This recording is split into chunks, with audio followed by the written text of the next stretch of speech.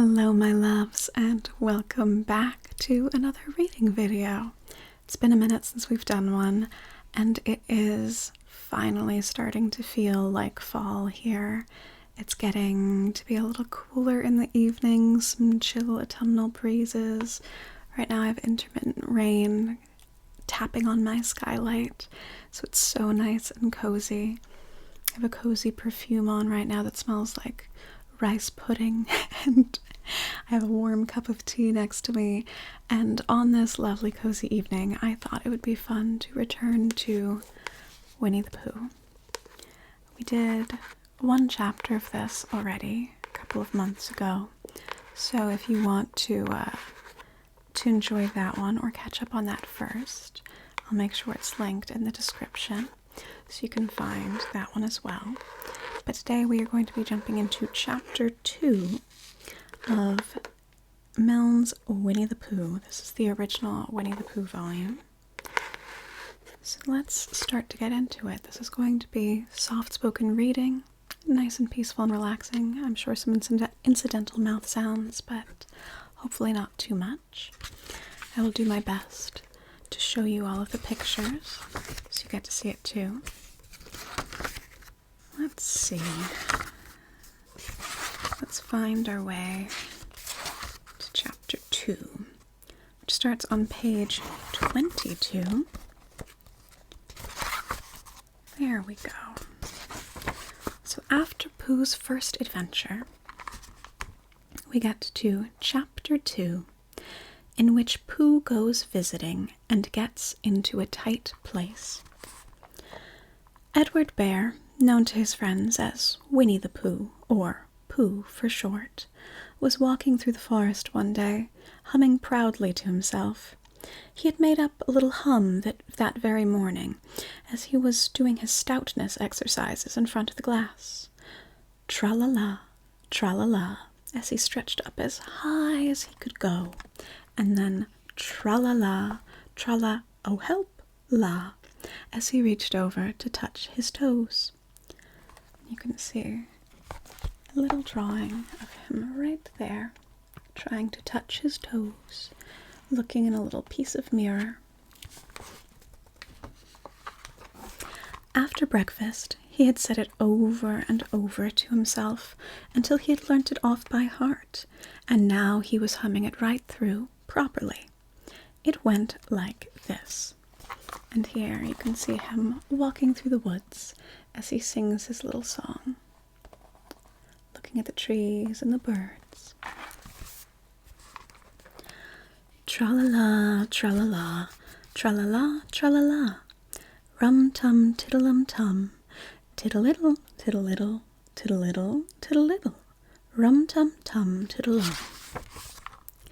Well, he was humming this hum to himself, and walking along gaily, wondering what everybody else was doing, and what it felt like, being somebody else, when suddenly he came to a sandy bank, and in the bank was a large hole. "Aha," said Pooh, rum-tiddle-um-tum. "If I know anything about anything, that hole means rabbit," he said, "and rabbit means company," he said, "and company means food and listening to me humming and such like. Rum-tum-tum-tiddle-um." So he bent down, put his head into the hole, and called out, "Is anybody home?" There was a sudden scuffling noise from inside the hole, and then silence. "What I said was, is anybody at home?" called out Pooh very loudly. "No," said a voice, and then it added, "You needn't shout so loud. I heard you quite well the first time." "Bother," said Pooh. "Isn't there anybody here at all?" "Nobody." Winnie-the-Pooh took his head out of the hole and thought for a little, and he thought to himself, there must be somebody there, because somebody must have said nobody. So he put his head back in the hole and said, "Hello, Rabbit, isn't that you?" "No," said Rabbit, in a different kind of voice this time. "But isn't that Rabbit's voice?" "I don't think so," said Rabbit. "It isn't meant to be." "Oh," said Pooh. He took his head out of the hole and had another think, and then he put it back and said, "Well, could you very kindly tell me where Rabbit is?" "He has gone to see his friend Pooh Bear, who is a great friend of his." "But this is me," said Bear, very much surprised. "What sort of me?" "Pooh Bear." "Are you sure?" said Rabbit, still more surprised. Quite sure," said Pooh. "Oh, well, then come in." So Pooh pushed and pushed and pushed his way through the hole, and at last he got in. "You were quite right," said Rabbit, looking at him all over. "It is you. Glad to see you." "Who did you think it was?" "Well, I wasn't sure. You know how it is in the forest. One can't have anybody coming into one's house. One has to be careful. What about a mouthful of something?" Pooh always liked a little something at 11 o'clock in the morning, and he was very glad to see Rabbit getting out the plates and mugs. And when Rabbit said, "Honey or condensed milk with your bread," he was so excited that he said both. And then, so as to not seem greedy, he added, "Oh, but don't bother about the bread, please." And for a long time after that he said nothing, until at last, humming to himself in a rather sticky voice, he got up, shook Rabbit lovingly by the paw, and said he must be going on. "Must you?" said Rabbit politely. "Well," said Pooh, "I could stay a little longer if you—" and he tried very hard to look in the direction of the larder. "As a matter of fact," said Rabbit, "I was going out myself directly." "Oh, well then, I'll be going on. Goodbye." "Well, goodbye, if you're sure you won't have any more." "Is there any more?" asked Pooh quickly. Rabbit took the covers off the dishes and said, "No, there wasn't." "I thought not," said Pooh, nodding to himself. "Well, goodbye. I must be going on." So he started to climb out of the hole. He pulled with his front paws and pushed with his back paws, and in a little while his nose was out in the open again, and then his ears, and then his front paws, and then his shoulders, and then— "Oh, help," said Pooh. "I'd better go back." "Oh, bother," said Pooh. "I shall have to go on." "I can't do either," said Pooh. "Oh, help and bother." And here we get a picture of Winnie-the-Pooh with his little butt poking out of the hole in Rabbit's house, as Rabbit looks at the empty jars left behind by Pooh Bear. Now by this time, the Rabbit wanted to go for a walk too, and finding the front door full, he went out by the back door and came round to Pooh and looked at him. "Hello, are you stuck?" he asked. And here we can see Rabbit coming around the front to talk to Pooh. "No," said Pooh carelessly, "just resting and thinking and humming to myself." "Here, give us a paw." Pooh Bear stretched out a paw, and Rabbit pulled and pulled and pulled. "Ow!" cried Pooh. "You're hurting." "The fact is," said Rabbit, "you're stuck." "It all comes," said Pooh crossly, "of not having front doors big enough." "It all comes," said Rabbit sternly, "of eating too much. I thought at the time," said Rabbit, "only I didn't like to say anything," said Rabbit. "That one of us was eating too much," said Rabbit. "And I knew it wasn't me," he said. Well, I shall go and fetch Christopher Robin." Christopher Robin lived at the other end of the forest, and when he came back with Rabbit, he saw the front half of Pooh, and he said, "Silly old bear," in such a loving voice that everybody felt quite hopeful again. "I was "Just beginning to think," said Bear, sniffing slightly, "that Rabbit might never be able to use his front door again, and I should hate that," he said. "So should I," said Rabbit. "Use his front door again?" said Christopher Robin. "Of course he'll use his front door again." "Good," said Rabbit. "If we can't pull you out, Pooh, we might push you back." Rabbit scratched his whiskers thoughtfully and pointed out that when Pooh was pushed back, he was back, and of course nobody was more glad to see Pooh than he was. Still, there it was. Some lived in trees and some lived underground, and— "You mean I'd never get out?" said Pooh. "I mean," said Rabbit, "that having got so far, it seems a pity to waste it." Christopher Robin nodded. "Then there's only one thing to be done," he said. "We shall have to wait for you to get thin again." "How long does getting thin take?" asked Pooh anxiously. "About a week, I should think." "But I can't stay here for a week." "You can stay here, all right, silly old bear. It's getting you out which is so difficult." "We'll read to you," said Rabbit cheerfully. "And I hope it won't snow," he added.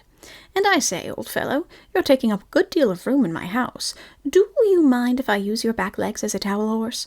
Because, I mean, there they are, doing nothing, and it would be very convenient just to hang the towels on them." "A week," said Pooh gloomily. "What about meals?" "I'm afraid no meals," said Christopher Robin, "because of getting thin quicker. But we will read to you." Bear began to sigh, and then found he couldn't because he was so tightly stuck, and a tear rolled down his eye, and he said, "Then would you read a sustaining book, such as would help comfort a wedged bear in great tightness?" So for a week, Christopher Robin read that sort of book at the north end of Pooh, and Rabbit hung his washing on the south end, and in between Bear felt himself getting slenderer and slenderer. And at the end of the week, Christopher Robin said, "Now!" But first, we have pictures of Christopher Robin reading to Pooh Bear and of Rabbit hanging his washing on Pooh Bear's feet.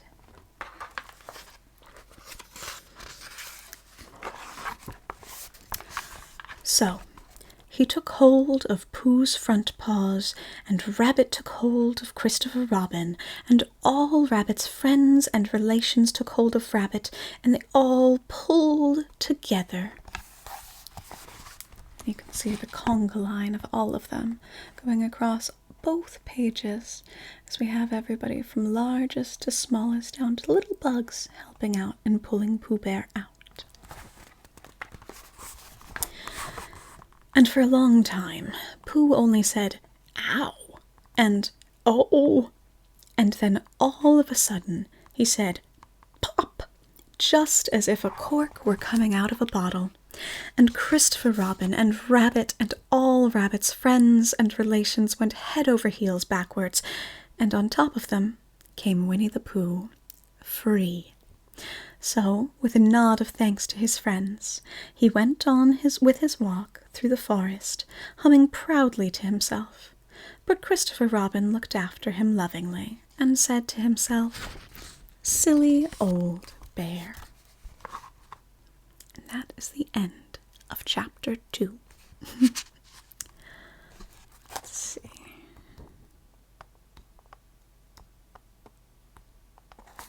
You know, the next chapter isn't too long, so let's go ahead and read chapter 3 as well.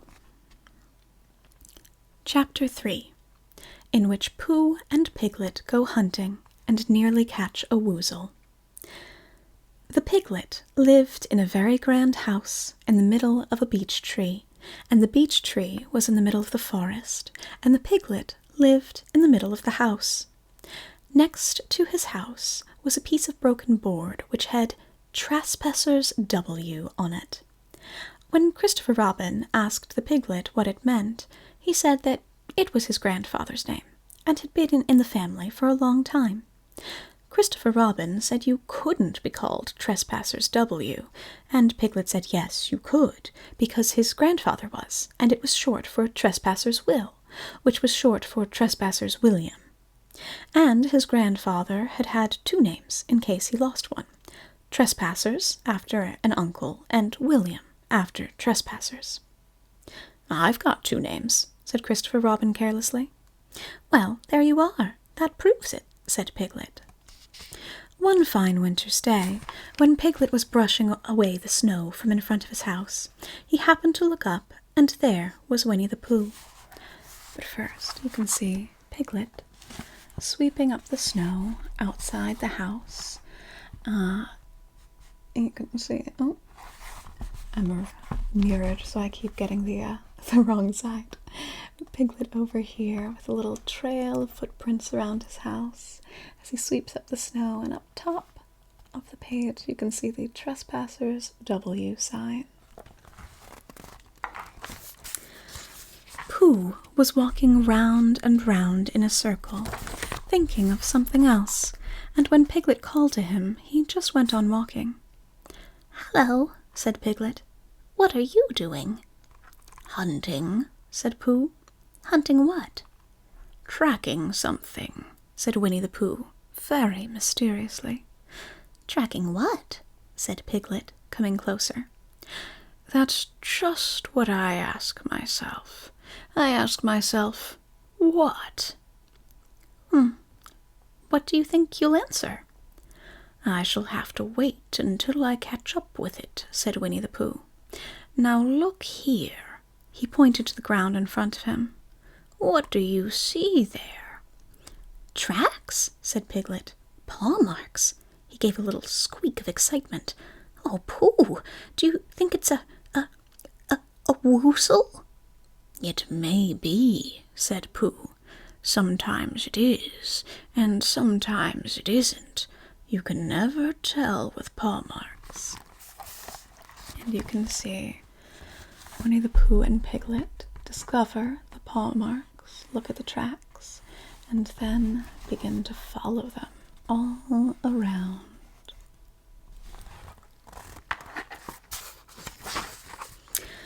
With these few words, he went on tracking, and Piglet, after watching him for a minute or 2, ran after him. Winnie-the-Pooh had come to a sudden stop, and was bending over the tracks in a puzzled sort of way. "What's the matter?"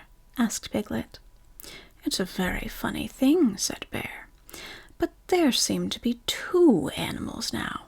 This whatever it was has been joined by another whatever it is, and the 2 of them are now proceeding in company. Would you mind coming with me, Piglet, in case they turn out to be hostile animals?" Piglet scratched his ear in a nice sort of way, and said that he had nothing to do until Friday, and would be delighted to come in case it really was a woozle. "You mean in case it really is 2 woozles," said Winnie-the-Pooh, and Piglet said that anyhow he had nothing to do until Friday. So off they went together. There was a small spinney of large trees just here, and it seemed as if the 2 woozles, if that is what they were, had been going around the spinney. So round the spinney went Pooh and Piglet after them, Piglet passing the time by telling Pooh what his grandfather, Trespassers W, had done to remove stiffness after tracking, and how his grandfather, Trespassers W, had suffered in his later years from shortness of breath, and other matters of interest, and Pooh wondering what a grandfather was like, and if perhaps this was 2 grandfathers they were after now, and if so, whether he would be allowed to take one home and keep it, and what Christopher Robin would say. And still the tracks went on in front of them. Suddenly, Winnie-the-Pooh stopped and pointed excitedly in front of him. "Look!" "What?" said Piglet with a jump. And then to show that he hadn't been frightened, he jumped up and down once or twice in an exercising sort of way. And you can see Piglet doing his little jumps. "The tracks," said Pooh. "A 3rd animal has joined the other 2. "Pooh," cried Piglet, "do you think it is another woozle?" No, said Pooh, because it makes different marks. It is either 2 woozles and 1, as it might be Whizzle, or 2, as it might be Whizzles, and 1, if so it is, Woozle. Let us continue to follow them. So they went on, feeling just a little anxious now, in case the 3 animals in front of them were of hostile intent. And Piglet wished very much that his grandfather T.W. were there instead of elsewhere, and Pooh thought how nice it would be if they met Christopher Robin suddenly but quite accidentally, and only because he liked Christopher Robin so much. And then all of a sudden, Winnie-the-Pooh stopped again and licked the tip of his nose in a cooling manner, for he was feeling more hot and anxious than ever in his life before. There were 4 animals in front of them. And there they are, discovering another set of footprints. Do you see, Piglet? Look at their tracks. 3, as it were, woozles, and 1, as it was, whizzle. Another woozle has joined them. And so it seemed to be. There were the tracks, crossing over each other here, getting muddled up with each other over there, but quite plainly, every now and then, the tracks of 4 sets of paws. I think, said Piglet, when he had licked the tip of his nose too, and found that it brought very little comfort, I think that I have just remembered something. I have just remembered something that I forgot to do yesterday and shan't be able to do tomorrow, so I suppose I really ought to go back and do it now. We'll do it this afternoon, and I'll come with you, said Pooh. Oh, it isn't the sort of thing you can do in the afternoon, said Piglet quickly. It's a very particular morning thing, and this has to be done in the morning, and if possible between the hours of... What would you say the time was? About 12, said Winnie-the-Pooh, looking at the sun. Between, as I was saying, the hours of 12 and 12:05. So really, dear old Pooh, if you'll excuse me, what's that? Pooh looked up at the sky, and then, as he heard the whistle again, he looked into the branches of the big oak tree, and then he saw a friend of his. It's Christopher Robin, he said. Oh, then you'll be all right, said Piglet. You'll be quite safe with him. Goodbye. And he trotted off home as quickly as he could, very glad to be out of all danger again. And there you can see Christopher Robin up the tree, looking down, down, down from the oak tree down to Piglet and Winnie-the-Pooh in the snow. Christopher Robin came slowly down his tree. Silly old bear, he said. What were you doing?